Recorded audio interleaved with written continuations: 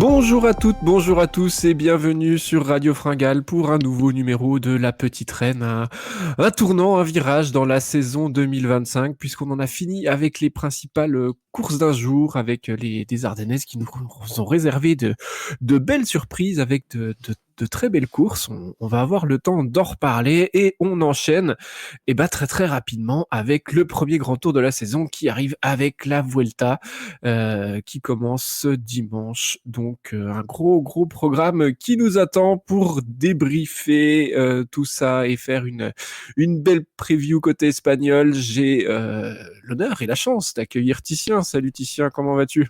Salut Adri, salut tout le monde. Écoute, ça va très très bien. Ouais, très content de parler de cyclisme féminin. C'est vrai que ces Ardennaises ont pu être un petit peu lassantes côté masculin et côté féminin, ça a été plutôt intéressant, moins déceptif finalement que les Flandriennes pour moi. Donc ouais, j'ai hâte d'en parler. Il y a des choses à dire, mais on en a pris, je trouve, plein les yeux. Ouais, puis c'est vrai que en regardant quand même forcément un peu plus de cyclisme masculin que féminin, on a un peu l'impression depuis le début de l'année de voir toujours les mêmes devant, les mêmes attaquer, les mêmes gagner sur les grosses courses. Et là, franchement, on a été servi en termes de suspense et puis en termes d'homogénéité aussi en termes de niveau. On va en reparler un petit peu plus dans le détail par rapport aux belles courses qu'on a eues là sur la semaine dernière. Mais moi, c'est quelque chose que j'ai vraiment apprécié. Les filles qui dominaient presque de la tête et des épaules certaines années, bah maintenant, on arrive plus à faire la différence aussi facilement. Ouais, c'est ça, hein, et j'étais très très étonné. On avait fait justement, c'est marrant, notre avant-dernière émission, la dernière c'était sur Pauline Ferrand-Prévot, juste après son sacre à Roubaix, mais au début de cette campagne de classique, notre émission c'était ciblé sur deux filles, hein, Kopecky et Vollering, où on se disait que maintenant c'était l'heure de l'affrontement entre les deux, et on se disait, bah voilà, elles vont tout casser, qui va prendre le dessus sur elle-même, sur l'autre, et puis finalement, on se rend compte à la fin de cette campagne de classique que pas du tout, enfin, même si elles ont été très très brillantes, il y a vraiment une vraie homogénéité entre une dizaine de filles là qui jouent de l'avant sur ces classiques, donc ouais, hyper intéressant, et c'est vrai que par rapport à ça, comparé à la démonstration, certes très impressionnante, mais un peu ennuyante, on va pas dire, de Pogacar sur la Flèche ou sur Liège, bah, c'était sympa. Ouais, c'est clair. C'était très sympa à suivre. Et puis, du suspense vraiment jusqu'au bout, que ce soit sur l'Amstel, bon sur la Flèche forcément, mais il y en a toujours eu plus que dans la course des mecs. Et sur Liège aussi, quelle finale, quelle fin de course également. Euh, alors comme ça, pour rentrer un petit peu dans le vif du sujet, j'ai envie de te demander si toi, il y a une fille qui te semble avoir dominé les autres, s'il y a une fille que tu devais désigner comme vainqueur de ces Ardennaises, même si c'est très officieux comme titre, mais ouais, toi, tu penserais à qui comme ça? Dominé, non. Non, il y a eu trois vainqueurs différentes. Trois scénarios très très différents, trois filles différentes. Donc non, en fait, c'est ça qui est assez intéressant finalement, c'est que ouais, j'ai vraiment du mal à te sortir un nom. Pour moi, il y a eu une révélation, on en parlera après, il y a eu une confirmation et il y a eu un statu quo et il y a eu une déception. Voilà, je les listerai comme ça.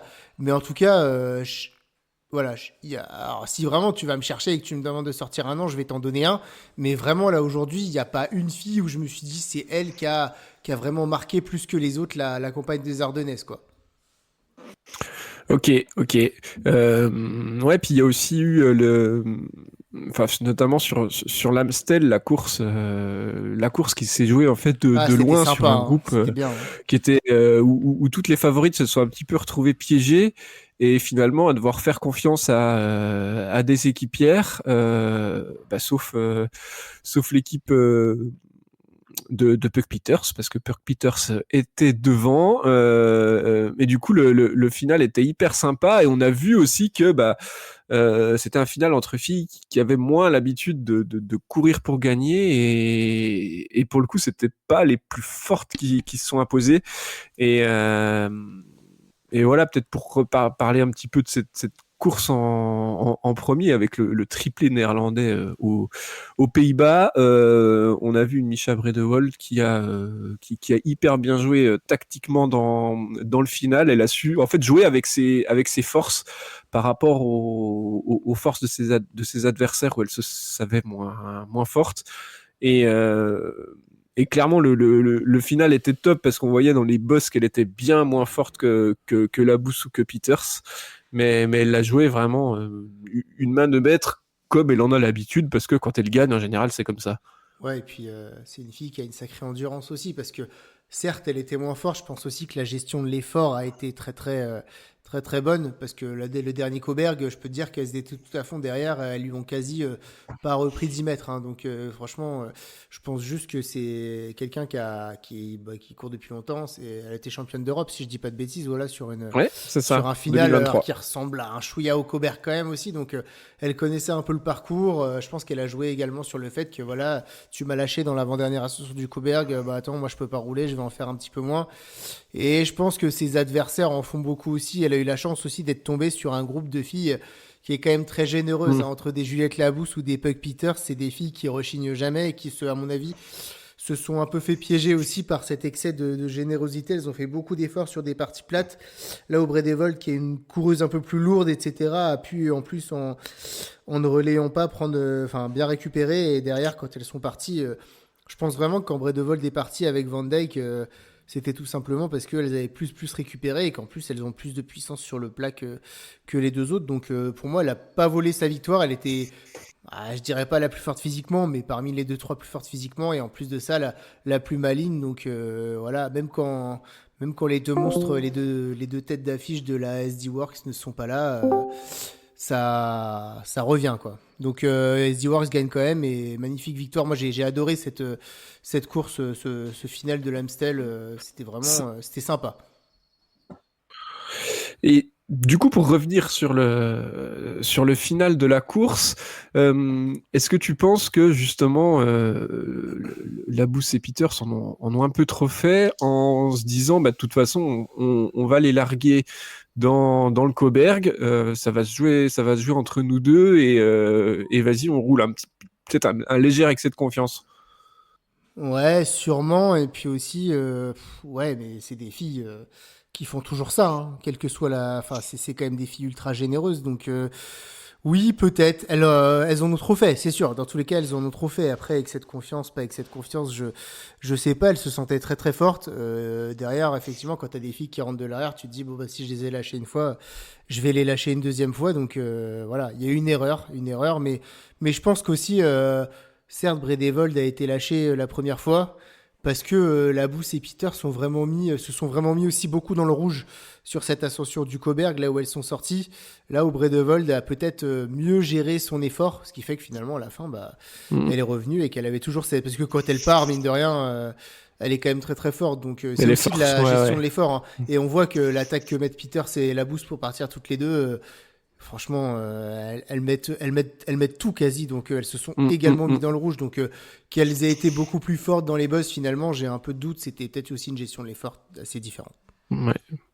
Ouais, ouais, effectivement. Et bon, après, sur la flèche wallonne, la question se posait un petit peu moins parce que finalement, il n'y a qu'une fille qui a fait beaucoup d'efforts avant, c'est Cédrine Kerbol, qui s'est lancée dans un périple assez long, un état d'esprit très offensif, mais je pense que la française, on en reparlera un petit peu plus quand on parlera de Liège-Bastogne-Liège. Du coup, là, c'était une ascension sèche, le mur de 8 et bah, Demi Vollering qui se fait très bien emmener par ses coéquipières, mais qui termine une nouvelle fois deuxième, battu l'an dernier par Nevia Doma et cette année battu par Puck Peters qui s'arrache dans les derniers mètres des derniers mètres pardon et qui retrouve énormément de ressources pour venir la sauter sur la ligne et franchement moi j'ai trouvé ça hyper beau hyper fort en émotion de la voir vraiment partir comme ça et décoller Vollering de sa roue. Elle remporte seulement son deuxième succès professionnel après une étape du Tour de France à Liège l'année dernière. Et moi, je trouve que c'est hyper mérité pour cette fille qui, bah, on l'a dit sur l'Amstel, c'est d'ailleurs la seule qui fait le podium sur les 3 courses, là, sur les 3 Ardennaises, vrai. euh, qui vraiment compte pas ses coups de pédale et enchaîne d'une manière assez incroyable les top 5 et les top 10 depuis tout simplement qu'elle a commencé à courir sur route. Elle n'est pas sortie du top 10 de l'année alors qu'elle a fait toutes les plus grandes courses. Et moi, j'ai trouvé ça hyper mérité qu'elle ait enfin un beau succès sur une course d'un jour. Ouais, tout à fait. J'avoue que j'ai douté un moment dans l'année. Strade Bianche, par exemple, elle m'avait un petit peu déçu. C'était peut-être que moi, mais sur une course comme ça qui ressemble un peu à du cyclocross, Ouais, oui, voilà, je ouais. l'attendais un peu mieux, mais il faut se dire que voilà, la saison de cyclocross s'était terminée quoi, un gros mois avant, hein, les Strade Bianche, donc avec le championnat du monde. Donc ouais, finalement, elle était peut-être pas encore à son top niveau. Et là, on voit qu'elle a atteint vraiment son top niveau sur ses classiques parce que rien que même sur le Tour des Flandres, elle est quand même bien plus en retrait. Là où là, sur Mm, ses Ardennaises, elle a atteint un niveau assez exceptionnel de faire un 2 et 3 sur les 3 Ardennaises. C'est juste tout bonnement exceptionnel. Et j'avoue que c'était pas la flèche wallonne où je l'attendais le plus. Alors, beaucoup disent que Pug Peters, elle est rapide au sprint, etc. Alors oui, elle a un petit punch, mais pour moi, c'est pas la définition non plus de la puncheuse ultime. C'est surtout pour moi une fille hyper battante, hyper restante, qui a toujours des cartouches. Et là, pour le coup, elle a sorti un punch assez monstrueux. La façon dont elle déborde Vollering, qui est pourtant également une très très bonne puncheuse, c'est hyper impressionnant. Il n'y avait rien à faire. Donc, ouais, moi je l'attendais surtout sur une course d'usure, Puck Peters, là où je l'attendais beaucoup moins à briller en haut du mur de 8, enfin, ou en tout cas à briller si, parce que dans tous les cas, Puck Peters, elle est toujours très forte partout. Mais c'était sa première participation à la Flèche Wallonne, je crois, hein. Ouais, il me semble. Ouais, elle l'a oui, pas fait l'année parce qu'elle l'a dernière. pas fait l'année dernière et puis en En 2023 fait, on l'a encore moins. découvert sur ses Ardennaises. Elle avait déjà fait cette excellente performance avec sa victoire à Liège l'année dernière sur le Tour de France. Mais là, clairement, c'est une explosion. Incroyable. En plus, je pense que c'est une coureuse qu'on aime beaucoup. Je trouve qu'il transmet beaucoup d'émotions dans sa manière de courir. Où pour le coup, on sait que certains coureurs ou certaines coureuses sont assez robotisés. Puck Peters, mine de rien, c'est assez impressionnant la manière dont elle a toujours l'air dans le dur avec ses épaules qui se dandinent, etc. Mhm. Donc ouais, voilà, c'est une coureuse que je pense qui transmet pas mal d'émotions et une victoire plus qu'impressionnante sur cette flèche wallonne. Ouais, j'étais super content et autre chose que je relève moi sur cette flèche wallonne, c'est encore une fois le travail exceptionnel de Juliette Labousse parce que c'est moi ce qui me marque aussi depuis le début de l'année, ce qui s'est confirmé sur ces Ardennaises, je trouve, c'est le regain de forme de Juliette Labou après une année qui a été plus compliquée, je trouve, l'année dernière.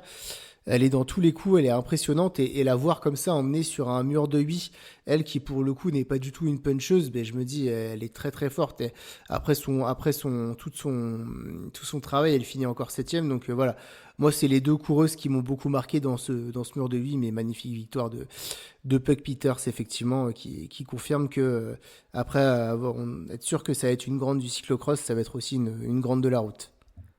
Ouais, et puis je pense que ses qualités de crosswoman, ça lui a servi au moment de mettre cette dernière accélération où en cyclocross, bah, t'es tout le temps à mettre des relances, et même quand t'es cramé, bah, t'as un virage, t'es obligé de mettre une relance. Et bah, ça, c'est le genre d'effort qu'elle maîtrise un peu mieux que Vollering qui elle est plus sur une mono accélération quand elle porte des attaques, elle est souvent assise sur la selle et on sent que voilà Puck Peters qui se met en danseuse c'est hyper efficace et pour le coup ouais elle a enfin ouais je trouve qu'elle a très très bien aussi géré son ascension pour une fille qui découvre le mur de 8. On sait qu'en général c'est un petit peu ça la difficulté sur cette course. Alors, c'est aussi plus facile quand bah, c'est Vollering qui met le tempo et puis qui doit, bah voilà, qui doit prendre la course à son compte. Tout le monde la regarde et va voir quand elle accélère pour se calquer sur sa course. Mais ouais, j'ai trouvé aussi. En fait, il y a déjà une maturité, je trouve, dans la façon de courir de Puck Peters, même si elle en fait encore beaucoup, beaucoup. Mais après, c'est son tempérament et puis voilà, ça peut faire un peu penser. c'est pas le même profil de coureur, mais un Mathieu Van Der Poel au début de sa carrière sur route qui en faisait beaucoup, beaucoup tout le temps, un peu à l'image de t'es sur un cyclocross, t'es obligé d'en faire beaucoup tout le temps. Et peut-être que si avec les années, Puck Peters, elle arrive à affiner son sens tactique de la course, à s'assagir un petit peu par moment, ça peut vraiment être dévastateur, surtout elle a pas encore 23 ans, elle va l'avoir à la fin du mois là. Donc ça promet encore de belles choses pour l'année à venir. Et tu fais bien de parler de la Bousse qui fait un très très bon début de saison. C'était dommage quand même sur l'Amstel. Moi j'étais déçu pour elle qu'elle n'aille pas au moins chercher le podium. Voilà, elle méritait un beau résultat comme ça sur une course d'un jour. Euh, Par contre, moi, c'est le niveau d'Evita Music qui m'enflamme un petit peu moins. Alors, on va parler de la Vuelta tout à l'heure. On aura peut-être le temps d'en reparler un petit peu, mais moi, je l'ai trouvé vraiment pas dans le coup sur ces Ardennaises. Loin des attentes. Et autant c'est une fille qui, l'année dernière, avait été bien plus à la fête, notamment sur la Flèche Wallonne où elle fait 4e. Et là, beaucoup moins dans le coup. Et j'ai l'impression qu'elle a peu apporté finalement à son équipe sur les 3 courses.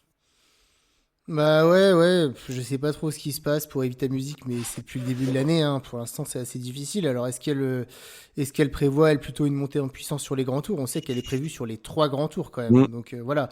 Est-ce que c'est aussi voulu du fait que bah, elle va avoir un calendrier très chargé? Je sais pas. Toujours est-il que pour moi, de toute façon, Evita Music, c'est pas une extraordinaire équipière dans le sens où bah, elle a toujours ses problèmes de placement, elle est toujours à la limite. Et puis, bah, tu vois, même sur Liège-Bastogne-Liège, elle roule. Et pourtant, quand elle est lâchée, tu vois qu'une Élise Chabet, quand elle roule sur Liège, je m'avance un peu en parlant de Liège, mais c'est pour faire le. Ça fait mal. Oui, bah ça fait mal et surtout, elle, pour le coup, quand elle s'écarte. C'est-à-dire que voilà, tu sens qu'elle a tout donné. Mm. Ben voilà, et pourtant Evita Music, elle a beaucoup roulé sur Liège et moi je la vois encore dans la Rochefoucauld sur la fin, mais tu sens qu'elle a pas tout donné puisqu'elle est encore en train de s'accrocher et puis qu'elle finit avec Juliette Labousse, donc je sais pas, j'ai l'impression qu'elle est un petit peu perdue pour l'instant dans ce nouveau système avec 2 nouvelles coureuses, voilà qu'elle apprend à connaître et puis le niveau physique est aussi un peu en dessous, donc ouais, dur à mesurer ce qui arrive à Evita Music, mais on le saura très vite sur la Vuelta si c'est compliqué ou pas. Ouais, moi je pense qu'elle a quand même, à mon avis, elle axe sa saison sur le Giro, où il n'y aura pas Vollering et où elle aura vraiment sa chance avec normalement Juliette Labousse, parce que je crois qu'elle est aussi annoncée sur les 3 grands tours. Et pour le coup, j'attends vraiment de voir à la Vuelta, mais sur un parcours, on en reparlera là tout de suite, un parcours montagneux avec des ascensions qui, pour le coup, lui correspondent vraiment. Je pense qu'on aura une réponse à la fin de la Vuelta et un peu plus voilà, d'éléments pour la suite de la saison concernant Evita Music. Mais on a commencé à parler de Liège-Bastogne-Liège. Franchement, quelle course, quelle finale. Pour le coup, moi, je me suis vraiment, vraiment régalé là sur les 40 derniers kilomètres, où il y a eu énormément de changements en tête de course, d'offensive, des filles qui ont très intelligemment anticipé. Je pense notamment à Cédrine Kerbol qui a vraiment hyper bien couru et elle était très très forte. Voilà, peut-être une petite erreur sur la fin de course. Tu me diras ce que t'en penses. Mais voilà, à quelque chose près, c'était le podium. Et puis une Kim Lecourt qui revient un peu de nulle part sur la fin de la Roche au Faucon et qui vient crucifier Puck Peters et Demi Vollering qui semblaient à la pédale sur les ascensions les plus fortes, mais voilà, avec la spécificité de ce parcours et puis ce final roulant, elles ont pas réussi à créer la différence suffisamment sur les ascensions. Elles se font battre au sprint par la Mauricienne et une Lotte Kopecky aussi. On a longtemps cru que ça allait être impossible de la décrocher et on la voit complètement exploser dans les derniers mètres, les dernières pentes. et où elle était vraiment à la ramasse et elle arrive à finir cinquième en réglant le sprint du groupe de contre. Mais voilà, j'ai bien envie d'avoir aussi toi ton avis d'une manière générale sur cette course et ce que ça t'a un petit peu procuré comme émotion. Ah bah c'était assez incroyable hein, parce que bah, il y a tout ce qu'il faut dans une course cycliste qu'on a retrouvé sur Liège-Bastogne-Liège, voilà. Du suspense jusqu'au bout et pourtant également un grand spectacle, donc c'était vraiment sympa. Bah déjà coup de chapeau, ouais, comme tu dis, à Cédrine Carbaol quand même qui a fait une course monstrueuse. Elle avait un niveau physique incroyable hein, parce Mm. qu'elle anticipe, mais même si elle anticipe, elle était quand même très forte. Elle était quasi, bon, pour moi, elle était enfin, elle est pas seulement dans le groupe de tête à l'arrivée parce qu'elle anticipe, mais tout simplement aussi parce que elle n'était pas la seule à avoir anticipé, mais son niveau physique était juste monstrueux. Donc on en reparlera de la Vuelta après. Moi j'ai de grandes ambitions pour elle sur cette Vuelta parce qu'il y a vraiment un truc à aller faire.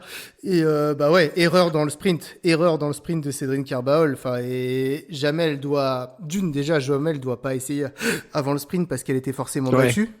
Donc Ouais, ça c'est une... c'est là où je pense qu'elle a fait une erreur. En fait, une fois qu'elle est reprise, quand elle anticipe un moment, enfin, voilà, c'est hyper bien joué. Elle est en tête, elle se fait reprendre. Et en fait, après, elle doit juste plus passer. Bah ouais, c'est ça. Et puis même une fois qu'elle est embarquée dans le sprint, bon bah t'es embarqué dans le sprint.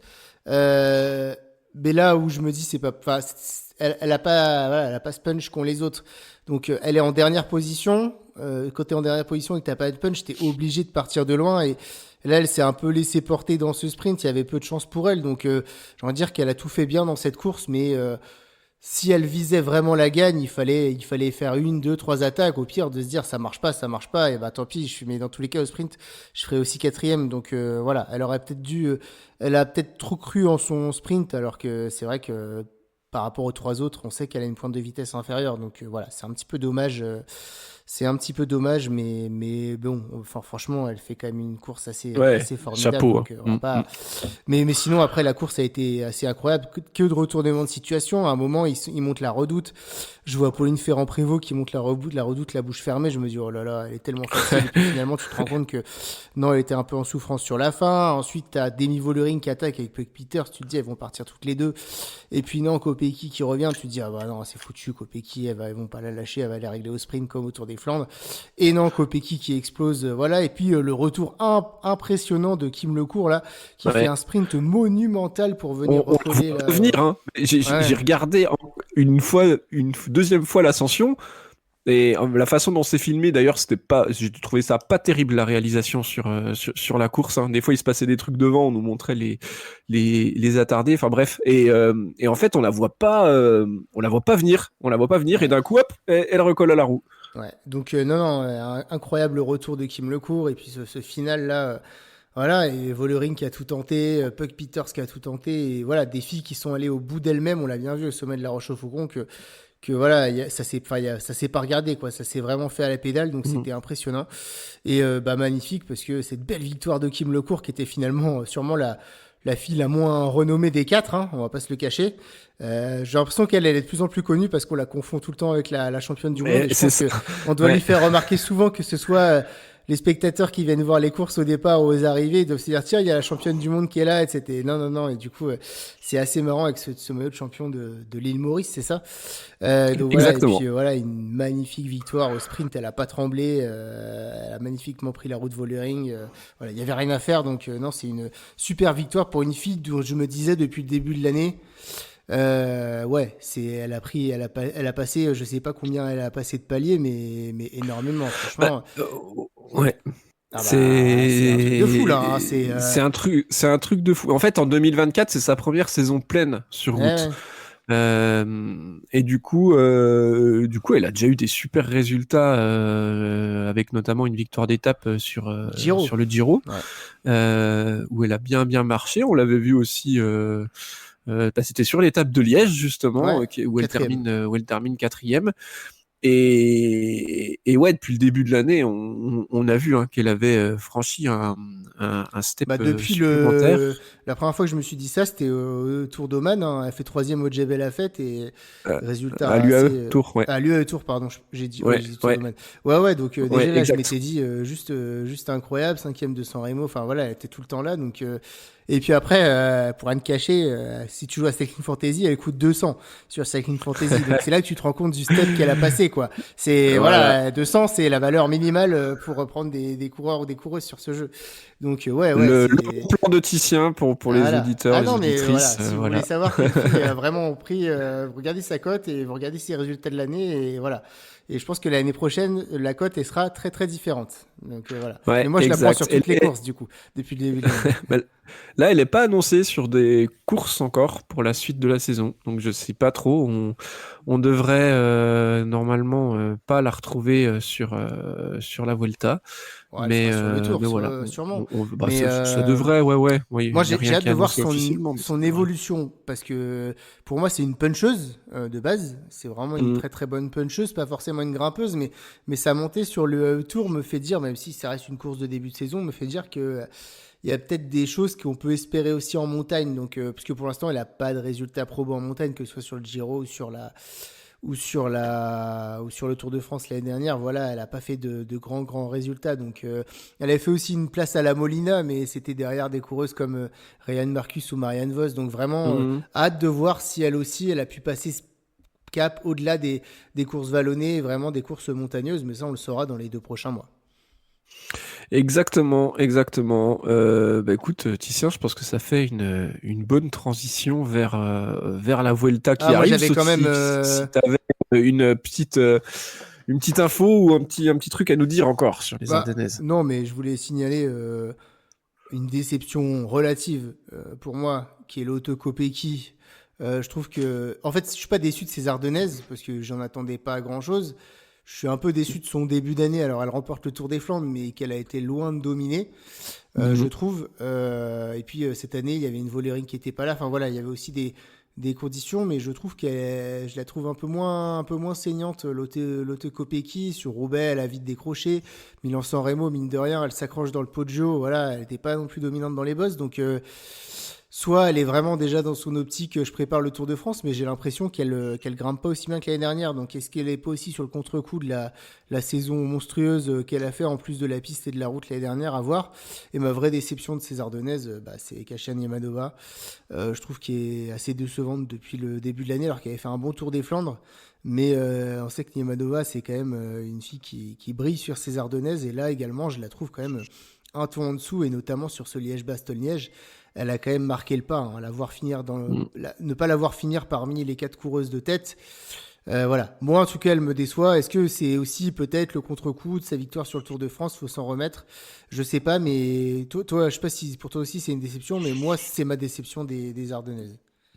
Oui, c'est une petite déception. Et puis on voit qu'elle est moins dans le coup que l'année dernière, hein. Bah, déjà sur la Flèche Wallonne et sur le mur de Huy où elle s'impose l'an passé devant Vollering, là elle est quand même bien loin, même si elle fait quatrième. Et ouais, sur Liège, elle a décroché tôt, hein.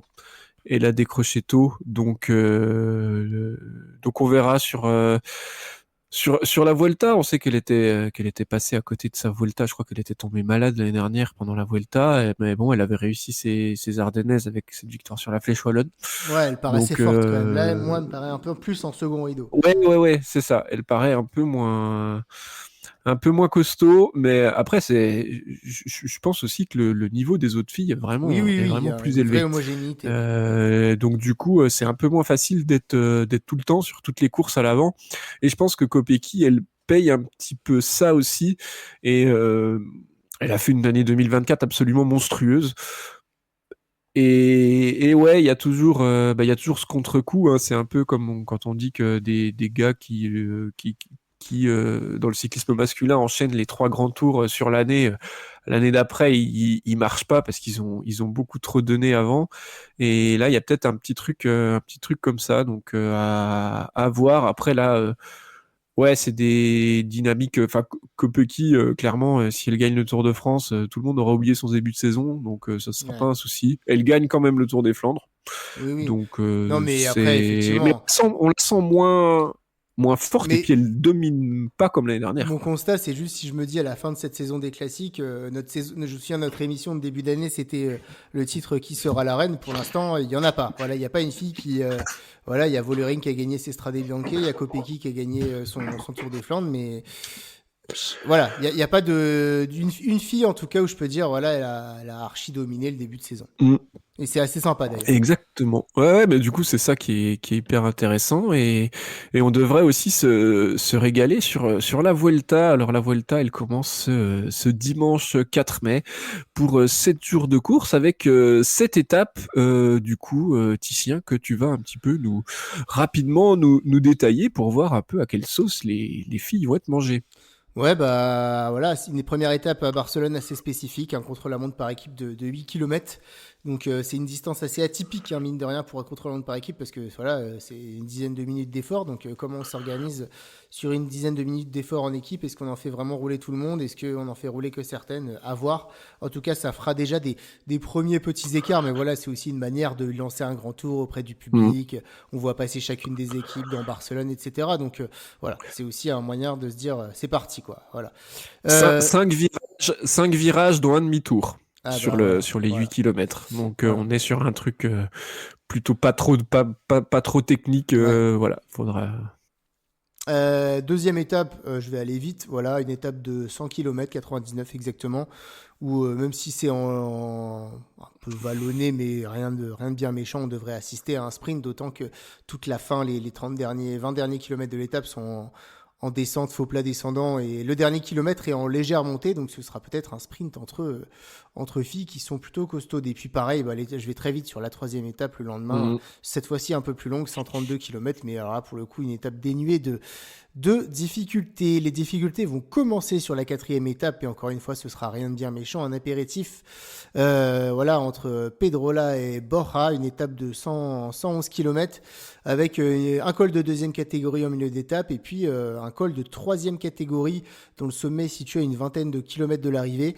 Rien de Même bien pas. méchant. Ouais, une bonne dizaine, ouais. Oui, une dizaine, pardon, une dizaine de Ouais. kilomètres de l'arrivée, donc rien de bien méchant, mais on pourrait voir les premières Mm. escarmouches et on pourrait avoir un petit groupe d'une quinzaine, vingtaine d'unités au sommet, et puis sur un coup tactique, trois, quatre filles qui partent au sommet sur le faux plat Exact. descendant. Et moi, c'est un peu le scénario. Toi aussi, je pense que Ouais, tu penses qu'on peut voir sur un je truc comme je ça, le sens bien comme ça. parce que Bah, en je vois fait, les pas une. pourcentages sont pas assez difficiles pour Ouais, qu'il y ait des voilà. différences, surtout sur les premières difficultés.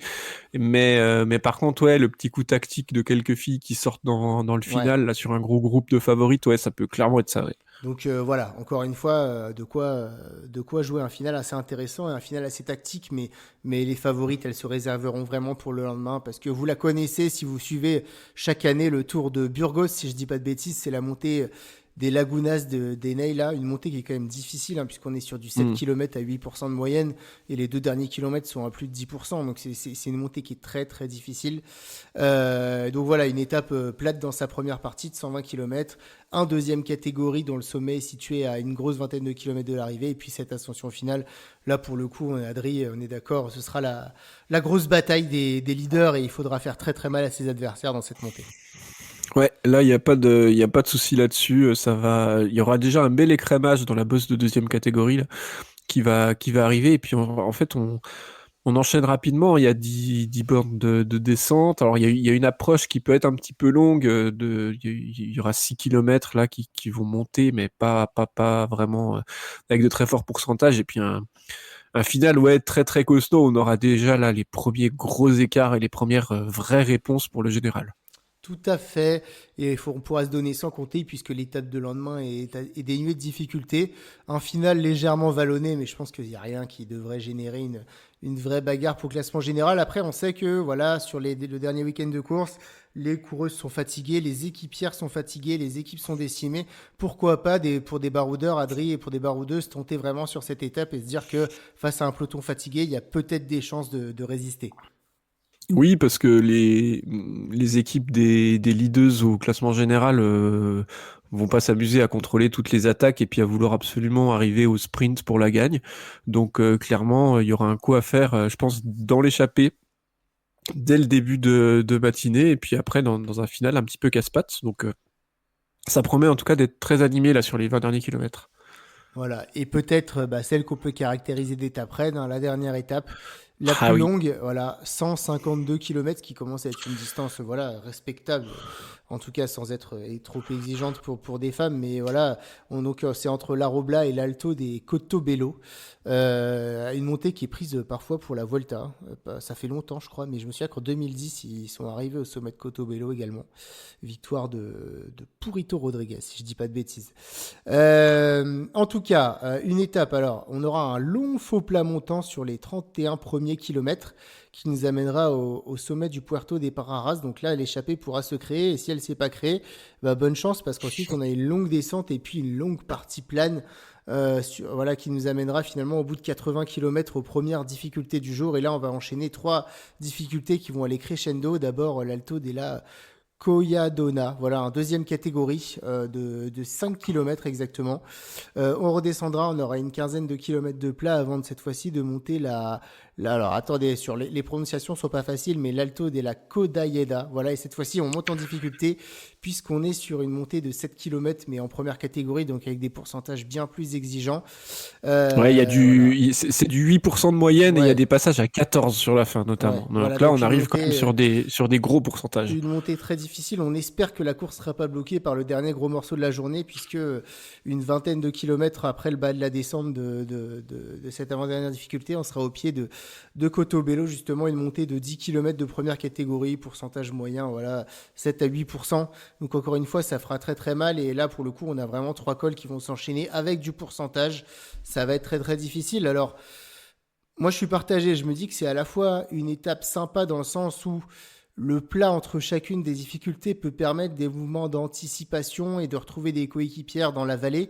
Et en même temps, je me dis, est-ce que cette vallée va pas tuer toute velléité et on n'attendra pas l'ascension finale qui fera un peu de toute façon un peu trop peur pour tenter. Alors, ça dépendra de plein de paramètres, mais j'ai du mal à savoir si cette étape elle est dure. Après, est-ce que je l'aime ou pas?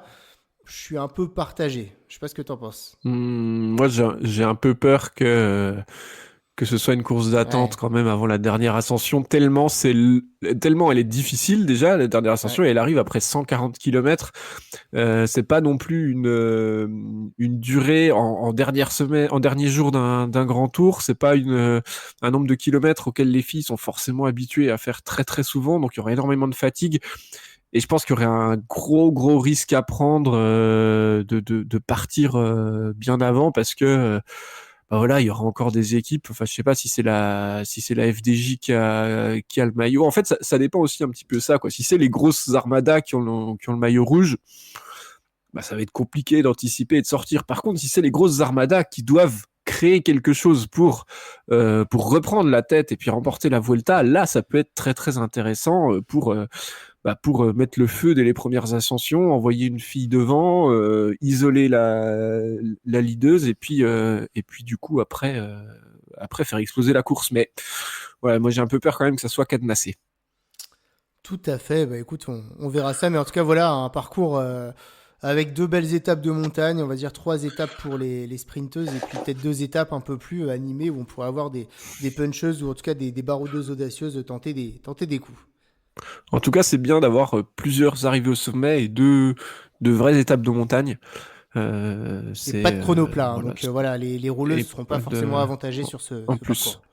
Ouais, c'est sûr que c'est pas le chrono par équipe de 8 km qui va faire énormément de différence. Alors du coup, Titien, moi, la question que j'ai envie de te poser, elle est simple, et on va aller droit au but.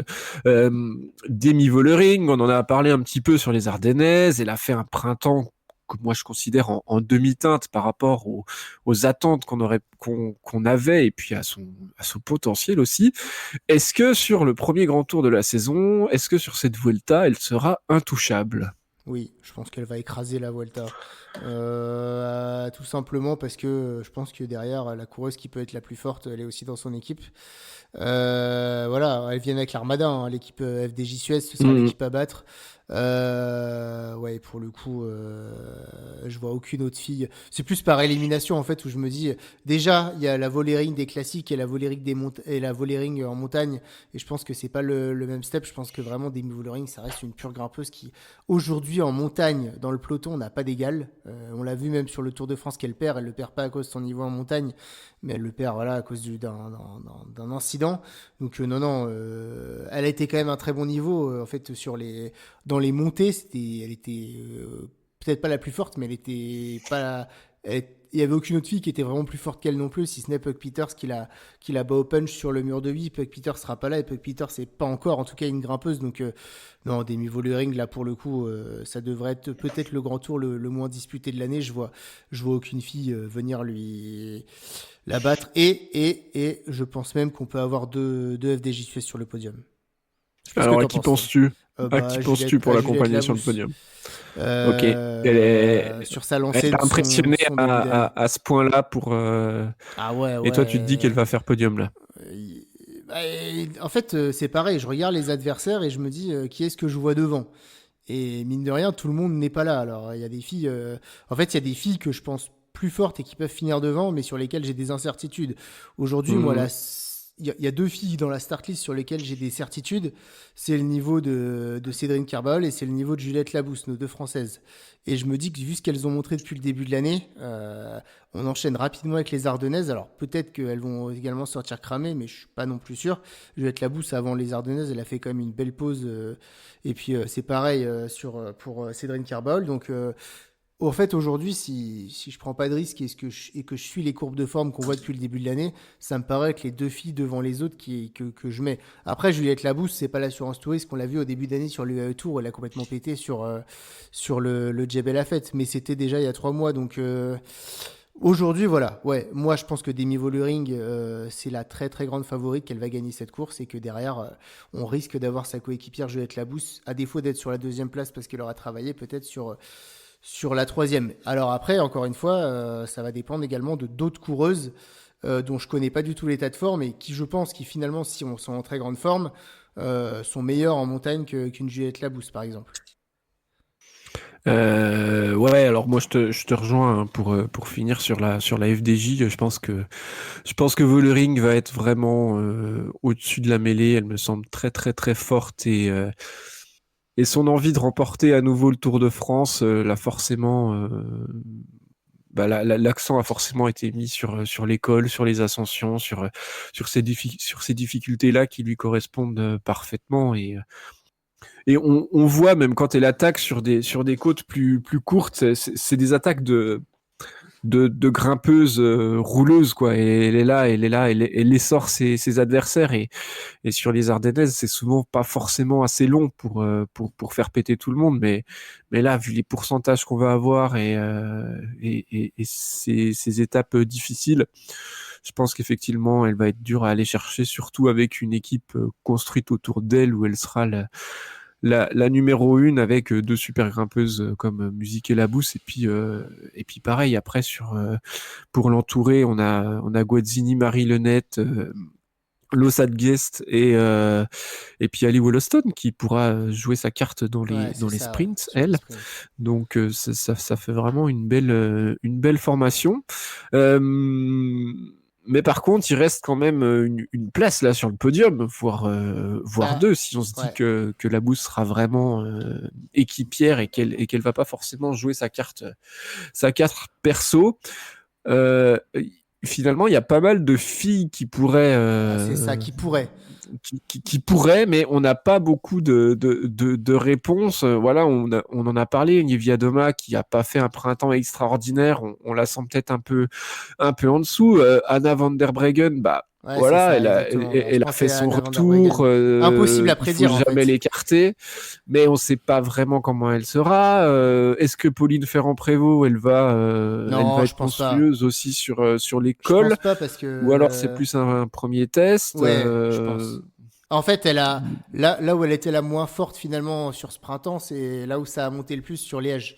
Donc je pense que voilà, comme elle le dit en fait, Pauline Ferrand-Prévot, peut-être qu'elle a un peu le profil, tu vois, à la Remco Evenepoel, une excellente coureuse de classique qui, pour se transformer en coureuse de grand tour, doit vraiment sur un laps de temps précis faire les efforts qu'il faut, avoir Hmm. le poids de forme, etc. Elle le Donc disait au niveau de son poids, je crois que ouais. c'était 4 kilos qu'il fallait qu'elle Ouais, perde bon, pour. ça fait bien rigoler, puisque quand tu la regardes, elle est quand même pas Je très sais pas épaisse, mais où elle va les oui, enlever, voilà, c'est ce que je me dis. Mais bon, euh, mais ouais, c'est.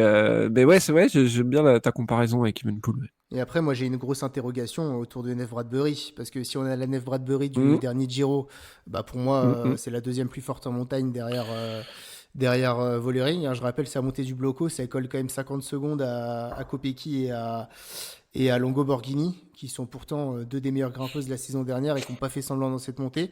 Donc, tu as la Nif Bradbury qui est à ce niveau pendant 10% de l'année, et puis tu as la Nif Bradbury du reste de l'année qui est un peu plus en retrait. Donc voilà, j'ai vraiment du mal à prédire son niveau, étant donné Mm. que pour l'instant, elle n'a pas fait grand-chose. Mais l'année dernière, c'était la même chose avant les courses par étapes, elle avait rien fait. Donc je Bah, il a peux pas. vraiment un Ouais, profil voilà. montagne, Mais elle, du coup, est-ce que elle est pure en montagne. forme? C'est impossible à dire. Elle était là Ça, sur c'est impossible l'Amstel, à mais, savoir. mais elle a fait une bonne Amstel dans le groupe de tête, mais en même temps, elle n'a pas joué la gagne. Mais est-ce que ça lui convient vraiment? Donc, moi, c'est une coureuse que j'aime beaucoup, que je suis beaucoup, mais j'ai du mal à me prononcer. Donc, voilà, je t'avoue qu'elle me fait de l'œil à 600 sur Stelking Fantasy. Et puis, l'autre qui me fait de l'œil aussi, c'est Paulina Royackers, mine de rien, sur le podium du dernier Tour de Mm. France. Pareil, en retraite depuis le début de l'année, mais elle, c'est une coureuse également qui va briller plutôt dans l'école. Pour moi, en fait, sur le plein potentiel, ces coureuses-là, elles peuvent être meilleures que des Labous ou des Carbaol en haute montagne. Maintenant, sur la forme du moment, ces filles-là m'ont pas rassuré, ou en tout cas, j'ai pas de données, comme une Anna van der Breggen, versus, c'est pour ça que Juliette Labous, je la vois briller, je la trouve quand même très très forte depuis le début de l'année. Donc, ouais, à voir. Et, euh, et qu'est-ce que tu penses de Justine Guéquer qui a fait ma Ah. meilleure grimpeuse du Tour l'année dernière et qu'on avait bien vu à l'avant. Alors, elle a jamais eu des résultats fous sur les classements généraux. Euh, Pareil, cette année, elle est un peu en retrait. On l'avait vu au Tour Down Under, pas trop mal. Pour toi, elle va plus essayer de refaire un peu ce qu'elle a fait au Tour de France l'année dernière.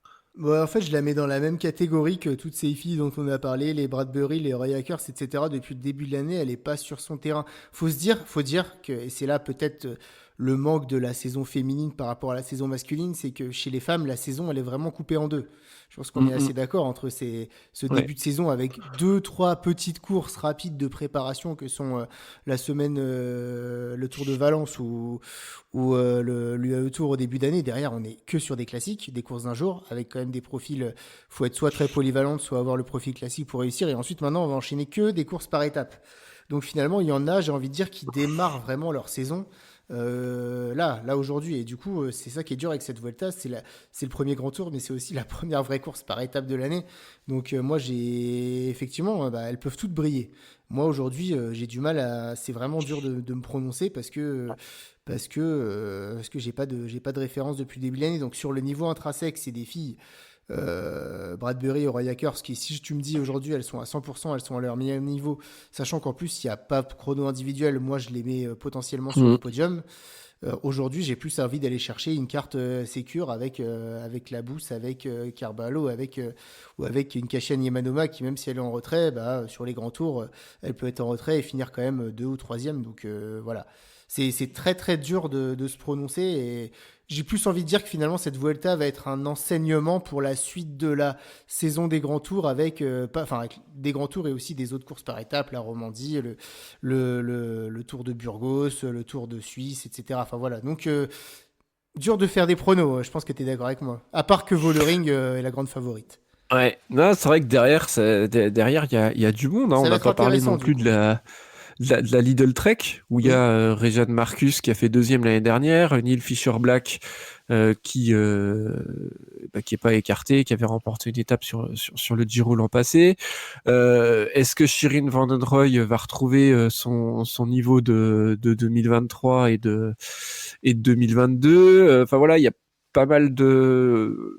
Pareil, sur le papier, il y a du potentiel dans l'équipe, mais ben voilà, pour l'instant, on sait pas forcément.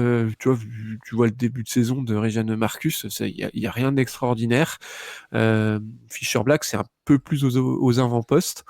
Donc ouais, non, c'est vrai que c'est assez difficile à prévoir. Mais, En tout cas pour le général, ouais. mais ça me fait dire qu'il y a quand même des petits ajustements à faire sur le calendrier féminin parce que à la Vuelta, on se dit que c'est un grand tour et puis en même temps, il y a- on n'a rien pour la moitié des filles dont on parle, on n'a pas grand-chose pour se baser dessus, Mm. étant donné qu'il y a quand même encore, je trouve, ce côté coureur de grand tour, coureur de classique qui est assez dissocié dans le cyclisme féminin, à part évidemment les 4-5 meilleures coureuses mondiales des Vollering, des Kopecky ou des Nemanoma qui sont un peu partout.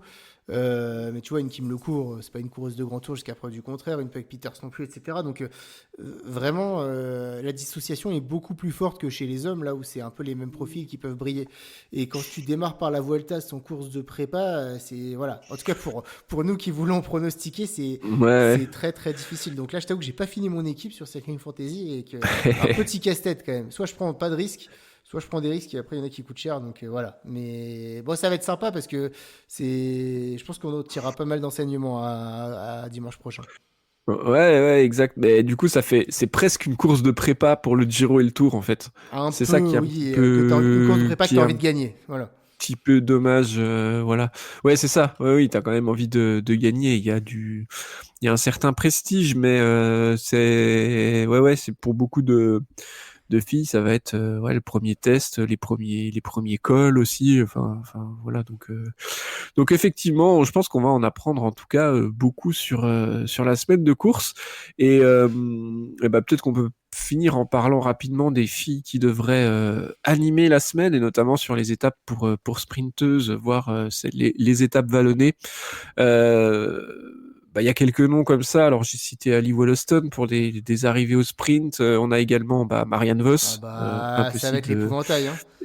d'écarter Marianne Vos dès que ça arrive au sprint. Surtout que du côté de la SD Works, on n'emmène pas Kopecky, on n'emmène pas Lorena Wiebes. Donc bah, il y a clairement de la place pour la néerlandaise là pour les arrivées au sprint. Euh, voilà, je sais pas si toi, il y a d'autres filles que tu as identifiées comme ça pour animer un petit peu, qu'on risque de voir à la fête sur les étapes plus faciles sur le papier. Non, ouais, il y en a plein, hein. Il y a le retour de Talita de Jong, je crois qu'elle avait été blessée. En Mhm. tout cas, on l'avait pas eu depuis un petit moment, qui est une coureuse que j'aime bien aussi suivre. Après, non, mais après, ouais, il y a pas un plateau de sprinteuse exceptionnel, hein.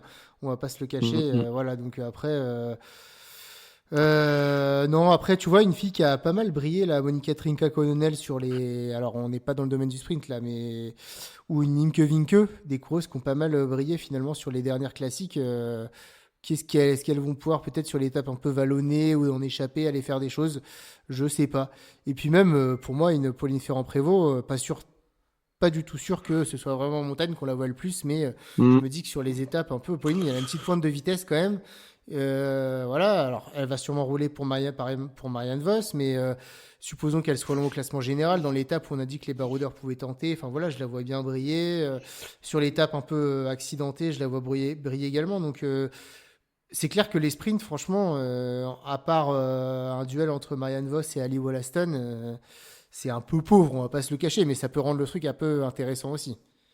Ouais, puis on va peut-être découvrir des filles aussi Voilà, qui exactement. du coup vont percer et vont être à l'avant. Je suis aussi très curieux pour finir un petit peu moi sur les filles dont j'avais envie de parler de Marlène Reusser que j'ai trouvé très très en jambes, notamment sur Liège. Et elle en a pas trop fait dans les classiques, hein. Elle a pas, voilà, elle était pas forcément en grande forme sur les premières courses d'un jour. Au mois de février, elle était déjà bien en jambes parce qu'elle fait deuxième du Tour de la Communauté de Valence, bah, derrière Vollering et devant Van der Breggen. Donc moi, j'ai hâte de la voir et je pense qu'elle va vraiment être dans le coup, même si les ascensions avec des gros pourcentages contre les filles qui font 50 kilos, ça risque d'être Hum, un petit peu plus compliqué, mais C'est ce que je me dis, elle ouais. a une telle force dans les cannes qu'on devrait la voir briller. Ouais, mais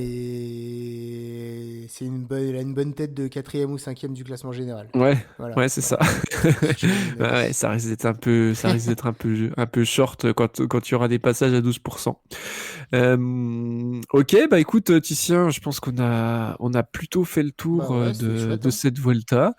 Merci pour tes analyses, pour tes pronostics également. Et puis on va regarder tout ça et puis on se retrouvera bien évidemment après ce premier grand tour de la saison pour reparler de tout ce qui se sera passé et voir un petit peu les filles qui auront brillé. Et je pense qu'il y aura plein de choses à dire sur cette course. Tout à fait. Vive le cyclisme féminin. Voilà. Eh ben merci beaucoup, bien évidemment, pour un grand tour, même un grand tour de cette étape. Pensez à vous alimenter car la fringue elle guette. À bientôt tout le monde. Ciao ciao, merci Titien. Merci les copains. À bientôt.